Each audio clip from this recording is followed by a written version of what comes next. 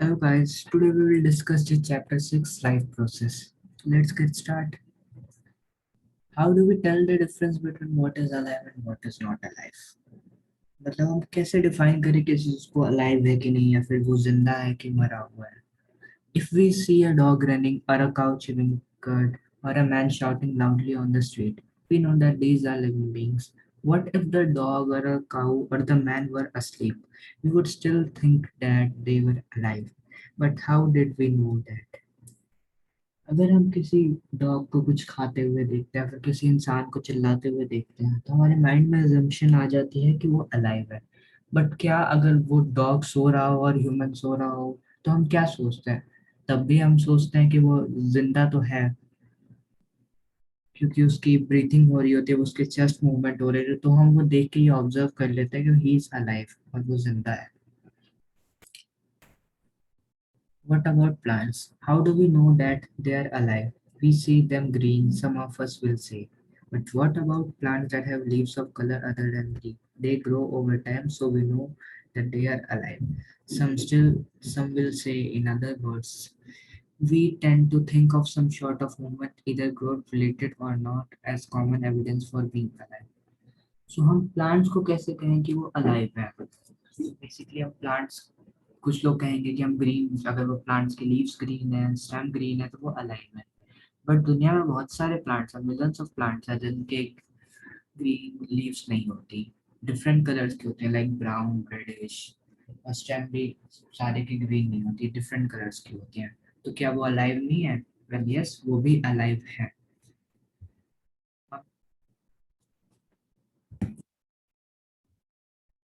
हम उन प्लांट्स को ऑब्जर्व करते हैं, उनकी ग्रोथ देखते हैं, तब हमें पता लगता है कि वो अलाइव है। सो बेसिकली हम किसी चीज को अलाइव डिफाइन करने के लिए या तो वो कोई मूवमेंट कर रहा हो, या फिर वो ग्रो हो रहा हो, या फिर वो ब्रीथ कर रहा हो तो उसकी चेस्ट मूवमेंट हो रही हो, हम इससे किसी चीज को जस्टिफाई कर लेते हैं आज के डेट में कि वो अलाइव है। बट अगर हम साइंटिफिक वे में जाएंगे तो इस चैप्टर में हम आगे पढ़ेंगे कि उस किसी भी चीज को कैसे हम डिफाइन करेंगे कि वो अलाइव है। But a plant that is not visibly growing is still alive, and some animals can breathe without visible movement. So, using visible movement as the defining characteristic of life is not enough. So, इसमें यही कह रहे हैं कि हम किसी चीज को देख के नहीं जज कर सकते कि वो जिंदा है कि नहीं। मूवमेंट सब जज नहीं कर सकते कि वो अलाइव है कि नहीं। Movements over very small scale will be invisible to the naked eyes. Movement of molecules, for example, बहुत छोटी सी मूवमेंट जो हमारे आईज से विजिबल नहीं है, लाइक मूवमेंट ऑफ मॉलिक्यूल्स, उसे देखने के लिए हमें माइक्रोस्कोप चाहिए होता है, वो हमारे आईज से विजिबल नहीं होती। Is this invisible molecular movement necessary for life? If we ask this question to professional biologist, they will say yes. In fact, viruses do not show any molecular movement in them, and this that is partly why there is controversy about whether they are truly alive or not. So like molecular movement तो बहुत थोड़ा सा होता है, हमें अपनी eyes से दिख भी नहीं सकता। लेकिन हम किसी भी साइंटिस्ट, हम किसी भी बायोलॉजिस्ट से पूछेंगे तो उससे पूछेंगे क्या ये इम्पोर्टेंट है, तो वो कहेगा यस, ये हमारी बॉडी के लिए बहुत इंपॉर्टेंट है, किसी भी चीज़ को अलाइव रखने के लिए, या फिर यू कैन से बैलेंस रखने के लिए, पूरी कुछ अलाइव रखने के लिए ये छोटी छोटी मूवमेंट बहुत इंपॉर्टेंट है। इसके बारे में हम डिटेल में पढ़ेंगे अभी आगे। और एक कंट्रोवर्सी भी है कि अभी तक साइंटिस्ट पता नहीं, मतलब श्योर नहीं हो पाया कि वायरस डेड है या फिर अलाइव है। क्योंकि जब तक वायरस किसी भी लिविंग थिंग के कांटेक्ट में नहीं आता वो डोरमेंट स्टेज में होता है, उसके आसपास एक लेयर फॉर्म हो रखी होती है जिसका नाम है सिस्ट। वो एनवायरनमेंट के हार्मफुल कंडीशन से बचाती है, बट वो जैसे ही किसी लिविंग ऑर्गेनिज्म के कांटेक्ट में आता है वो एक्टिव हो जाती है। सो लाइक वो हाफ डेड है हाफ अलाइव है, और भी कुछ भी जस्टिफाई नहीं हो पाया। Why are molecular movements needed for life? We have seen in earlier classes that living organisms are well organized structure. They can have tissues, tissues have cells, cells have smaller components in them, and so on. Because of the effects of the environment, this organized order nature of living structure is very likely to keep breaking down over time. If an order breaks down, the organism will no longer be alive. So living creature must keep repairing and maintaining their structure. Since all this structure are made up of molecule, they must move molecules around all the time. Molecular movement important होता है हमारी life के लिए क्यों? Why? हमने देखा है पहले की क्लास में, हम स्टार्टिंग से ही पढ़ते हैं बॉडी पार्ट्स एंड ऑल के बारे में, कि लिविंग ऑर्गेनिज्म होते हैं, उनके मतलब बहुत वेल ऑर्गेनाइज स्ट्रक्चर होता है, डिफरेंट बॉडी पार्ट्स होते हैं डिफरेंट फंक्शन के लिए, डिफरेंट टिश्यूज भी होते हैं डिफरेंट फंक्शन के लिए.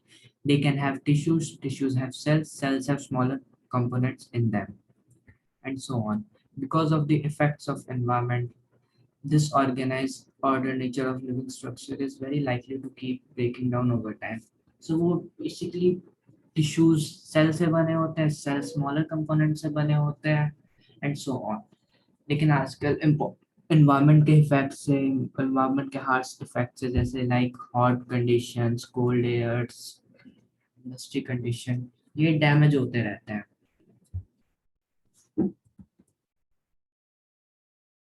धीरे ब्रेक डाउन होते रहते हैं. अगर ये ज्यादा ब्रेक डाउन हुए और इनकी रिपेयर एंड मेंटेनेंस नहीं हुई तो ऑब्वियस है कि हम मर जाएंगे, या फिर that organism will no longer be alive. So living creatures के लिए इम्पोर्टेंट है कि वो अपनी बॉडी को रिपेयर या फिर जो भी स्ट्रक्चर है उनको रिपेयर और मेंटेन करते रहें, क्योंकि सारे स्ट्रक्चर जो भी हैं वो मॉलिक्यूल्स से बने हुए हैं, and therefore they must move, molecules को मूव करना चाहिए हर टाइम, ताकि वो रिपेयरिंग एंड मेंटेनेंस कर पाए या फिर जो भी रिक्वायर्ड फंक्शन है वो कर पाए. तो बेसिकली हमारे सामने यहाँ पे यू कैन से फ्लो चार्ट है. हमारी बॉडी बनी होती है ऑर्गन सिस्टम से, ऑर्गन सिस्टम बना होता है डिफरेंट टाइप ऑफ ऑर्गन से, ऑर्गन्स बने होते हैं टिश्यूज से, एंड टिश्यूज बने होते हैं सेल से.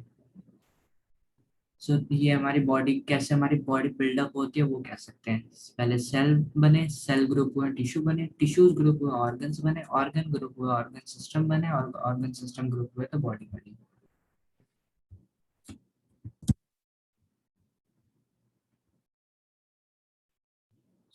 हमारे माइंड में या फिर हमारे चैप्टर का सबसे मेन क्वेश्चन आता है, व्हाट आर लाइफ प्रोसेस. मतलब चैप्टर जिस जिस पूरे कॉन्सेप्ट पे है वो होता क्या है, लाइफ प्रोसेस होता क्या है.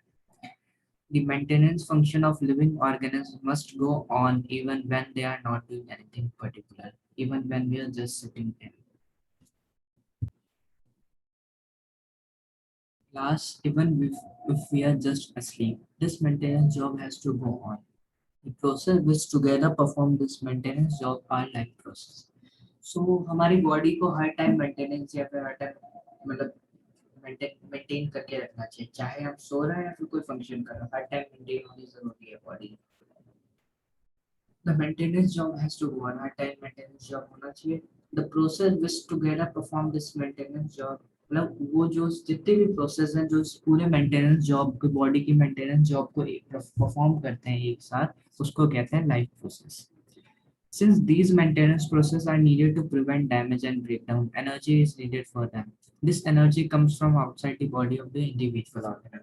So in maintenance process का काम होता है हमारी बॉडी को डैमेज एंड ब्रेकडाउन से प्रिवेंट करना, तो उसके लिए तो एनर्जी चाहिए होगी. जो ये एनर्जी है वो आउटसाइड द बॉडी आती है, किसी भी ऑर्गेनिज्म के बाहर से हम लेते हैं, लाइक हम जो फूड खाते हैं उससे मिलती है हमें energy. So there must be a process to transfer a source of energy from the outside the body of the organism, which we call food, to the inside. So एक process होता है जो बाहर फूड है उसको अपनी body के अंदर लाने का, उसका ब्रेक डाउन करने का या फिर उसको यूटिलाइज करने का. So उसके लिए पर्टिकुलर प्रोसेस होता है. अगर बॉडी का साइज ग्रो हो रहा है तो लाइक हम कोई फंक्शन कर रहे हैं, रेगुलर फंक्शन कर रहे हैं, स्लीपिंग या फिर जो भी हम फंक्शन कर रहे हैं, उसके लिए तो एनर्जी चाहिए. लेकिन हमारी जो बॉडी ग्रो हो रही है या फिर जब हम टीनेज होते हैं तब हमारी बॉडी जो ग्रो होती है उसके लिए हमें ज़्यादा एनर्जी चाहिए होती है, तो उसके लिए हमें एडिशनल रॉ मटेरियल चाहिए होता है बाहर से. Since life on Earth depends on carbon-based molecules, most of the food sources are also carbon-based. Depending on the complexity of these carbon sources, different organisms can then use different kinds of nutritional process. So हमें पता है कि अर्थ पूरे carbon, जो life अर्थ पे life है वो पूरे कार्बन बेस्ड मॉलिक्यूल्स है. हाँ, जो भी हम फूड खाते हैं उसमें कहीं ना कहीं या फिर मिनिमल क्वांटिटी में भी कार्बन बेस्ड मॉलिक्यूल्स होते हैं. सो हर ऑर्गेनिज्म के पास अपना खुद का न्यूट्रिशन सिस्टम होता है, जो इस पूरे न्यूट्रिशनल जो हमारे बॉडी को फूड एनर्जी ऑब्टेन करने में हेल्प करे, उसको ब्रेक डाउन करने में हेल्प करे. The outside sources of energy could be quite varied. Since the energy is not under the control of the individual organisms, these sources of energy therefore need to be broken down and built up into the body and must be finally converted to a uniform source of energy and can be used for the various molecular movement needed for maintaining life structure as well as to the kind of molecules the body need to grow. तो जो external energy sources है, जो बाहर food है, वो like हमारी body directly तो उन्हें नहीं ले सकती, उसका ब्रेकडाउन होना ज़रूरी है. हम खुद डायरेक्टली मतलब लाइक सनलाइट है हमारे फूड ब्रेकडाउन में, वो थोड़ा बहुत बेनिफिशियल होता है, तो हम डायरेक्ट तो सन को खा नहीं जाएंगे कि हमें एनर्जी मिले. तो उसका एक बेसिकली प्रोसेस होता है. सो उसको उस इन फूड पार्टिकल्स को ब्रेक डाउन होना ज़रूरी है, जिससे हमारी वो बॉडी को हेल्प कर पाए, जिससे हमारी बॉडी खुद को मेंटेन कर पाए, मूवमेंट कर पाए, अदर फंक्शन कर पाए जो ग्रोथ के लिए इम्पोर्टेंट है. For this a series of chemical reaction in the body are necessary. इस पूरे न्यूट्रिशन या ब्रेकडाउन फूड के ब्रेकडाउन के लिए बहुत सारे केमिकल रिएक्शन होते हैं बॉडी में. Oxidising reducing reaction are some of the most important reaction. जो ऑक्सीडेशन होता है, जो हमने केमिस्ट्री के फर्स्ट चैप्टर में पढ़ा है, और रिडक्शन, ये कैन से मेजर रिएक्शन है जो हेल्प करते हैं हमारी बॉडी में न्यूट्रिशन प्रोसेस में. For this, many organisms used oxygen source from the outside the body. The process acquiring oxygen from outside the body and to use it in the process of breakdown of food sources for cellular need is what we call respiration. So, oxidation and reduction reaction बहुत important होता है हमारी body के लिए. इसके लिए many organism बाहर से ऑक्सीजन लेते हैं. द प्रोसेस, जो प्रोसेस होता है जिसमें हम ऑक्सीजन बाहर से लेते हैं, उस फूड ब्रेकडाउन में यूज करते हैं, जो हमारे सेल की नीड को फुलफिल करता है, फिर यू कैन से टिश्यू सेल्यूलर नीड्स ऑर्गेनल्स की नीड को फुलफिल करता है. उसी प्रोसेस को कहते हैं respiration. In the case of single-celled organisms, no specific organs for taking in food, exchange of gases, or removal of waste may be needed because the entire surface of the organism is in contact with the environment. Single cell organism होते हैं, वो direct environment के contact में होते हैं, क्योंकि वो single cell होता है. हम ह्यूमन है, मिलियंस ऑफ सेल से बने हुए हैं, लेकिन जो सिंगल सेल ऑर्गेनिज्म है वो सिंगल ही, वो डायरेक्ट इन्वायरमेंट के कांटेक्ट में है. तो उसे कोई भी स्पेसिफिक ऑर्गन नहीं चाहिए होता है बेसिकली फूड के लिए. वो डायरेक्ट डिफ्यूजन एक प्रोसेस होता है जिसमें कोई भी चीज हाई कंसंट्रेशन से लोअर कंसंट्रेशन में जाती है, यू कैन से कंसंट्रेशन ग्रेडियंट होता है वो. तो उसके थ्रू वो फूड ऑक्सीजन जो भी उनकी रिक्वायरमेंट है वो एक्सचेंज करते हैं, एनवायरमेंट से ले लेते हैं, एंड एक्सक्रीट भी वही से कर देते हैं डिफ्यूजन के through. But what happens when the body size of the organism increase and the body design becomes more complex? लेकिन क्या होगा अगर बॉडी का साइज इंक्रीज हो जाए सिंगल सेल और भी सेल ज्वाइन हो जाए जिससे वो कॉम्प्लेक्स बन जाए, you can say multi cellular organism form हो जाए. In multi cellular organism all the cells may not be in direct contact with the surrounding. तो उसमें सारे सेल तो मल्टी सेलुलर में नहीं होते कांटेक्ट में, यू कैन से स्किन और ये सब है वो तो हो सकते हैं कांटेक्ट में डायरेक्ट एक्सटर्नल एनवायरनमेंट के, बट जो ऑर्गन्स के सेल है वो नहीं होंगे. तो हम डायरेक्टली हमें ऑर्गन्स चाहिए होगा, सिंगल सेल को नहीं चाहिए होता, but we are multicellular तो हमें ऑर्गन चाहिए होगा फूड के ब्रेकडाउन के लिए, ट्रांसपोर्टेशन के लिए, एंड अदर प्रोसेस के लिए. तो simple diffusion will not meet requirements of a multi cellular organ. So वो सिंपल डिफ्यूजन जो हम कंसंट्रेशन ग्रेडियंट कहते हैं, जैसे हायर कंसंट्रेशन या फिर लोअर कंसंट्रेशन से जो मूवमेंट होता है, वो तो हमें हमें हेल्प नहीं कर पाएगा उतना. तो हमें ऑर्गन सिस्टम चाहिए होगा. We have seen previously how in multicellular organisms, various body parts have specialized in the function they perform. We are familiar with the idea of these specialized tissues and with their organization in the body of the organism. हमने पहले देखा हुआ है कि multicellular organisms के body parts होते हैं different function के लिए, लाइक अलग अलग बॉडी पार्ट्स अलग अलग फंक्शंस रहते हैं. अगर कोई एक बॉडी या फिर सारे बॉडी पार्ट एक ही फंक्शन करने लग जाएंगे तो जो रिमेनिंग फंक्शन है वो तो नहीं हो पाएंगे, तो जिससे ऑर्गेनिज्म डेड हो सकता है. तो हर बॉडी पार्ट को क्या कहते हैं, अलग डिफरेंट फंक्शन करने पड़ते हैं. It is therefore not surprising that the uptake of food and of oxygen will also be the function of specialized tissue. So जो हम फूड इनटेक करते हैं फिर ऑक्सीजन लेते हैं, वो भी फिर डिफरेंट डिफरेंट बॉडी पार्ट से फिर डिफरेंट डिफरेंट बॉडी ऑर्गन्स करते होंगे. उसमें कोई शक नहीं है कि वो सेम ऑर्गन सारे फंक्शंस करेगा. However, this poses a problem. Since the food and oxygen are now taken up at one place in the body of the organism, while all parts of the body need them. This situation creates a need for transportation system for carrying food and oxygen from one place to another in the body.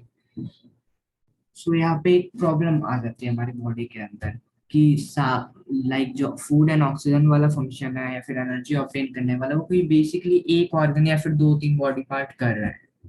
लेकिन पूरे requirement की energy की तो पूरे body को चाहिए, हर जगह energy की रिक्वायरमेंट है ग्रोथ के लिए, क्योंकि ऐसा तो है नहीं कि हमारी बॉडी सिर्फ सर से या पेट से ग्रो करती है, वो हर जगह से ग्रो करती है. हमारे हेयर्स बढ़ते हैं, नेल्स बढ़ते हैं, हेयर्स में कैरेटीन होता है, उसके लिए भी रिक्वायरमेंट्स होती है एनर्जी की.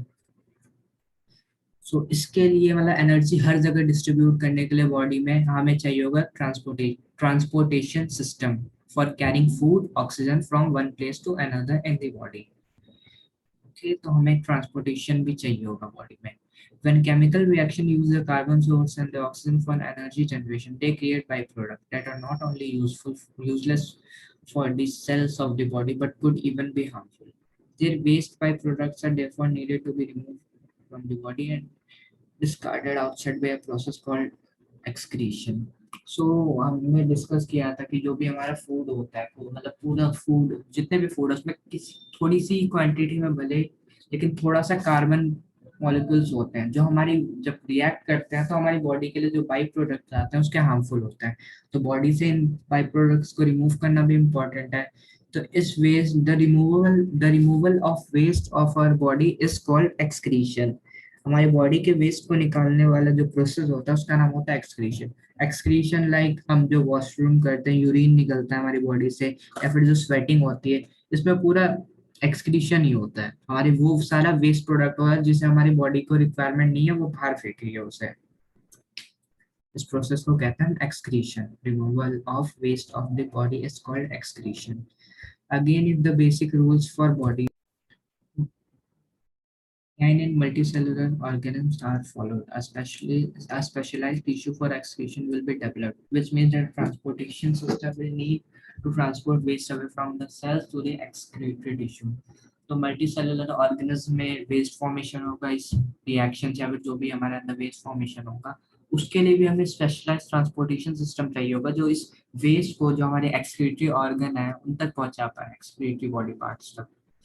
सो हमें अभी तक इस चैप्टर में एक लाइफ प्रोसेस के बारे में पता चला, एंड जो भी लाइफ प्रोसेस के चार चार मेनली प्रोसेस है उनके बारे में ब्रीफ डिटेल या फिर थोड़ी बहुत डिटेल मिली है कि वो कौन कौन से है. तो देखते हैं वो कौन कौन से है. तो फर्स्ट हमें एनर्जी चाहिए होगा, फूड हम इनटेक करते हैं उसका ब्रेकडाउन होना है, तो उसके लिए जो प्रोसेस है उसका नाम है digestion.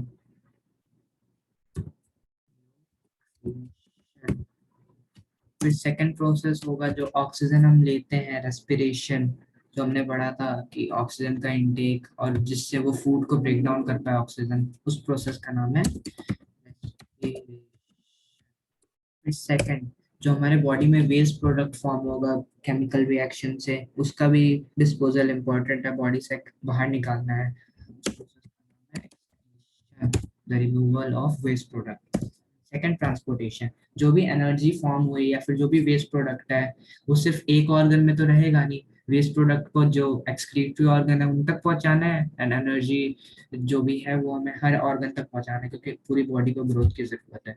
उस प्रोसेस का नाम है.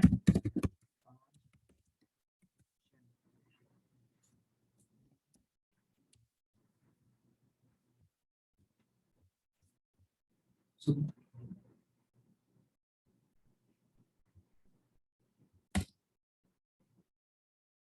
तो हमने अभी तक लाइफ प्रोसेस को पढ़ लिया, लाइफ प्रोसेस की डेफिनेशन भी कैन से, एंड कौन कौन सी चार जो लाइफ प्रोसेस है उनके बारे में थोड़ा हमें ब्रीफ नॉलेज मिल गई.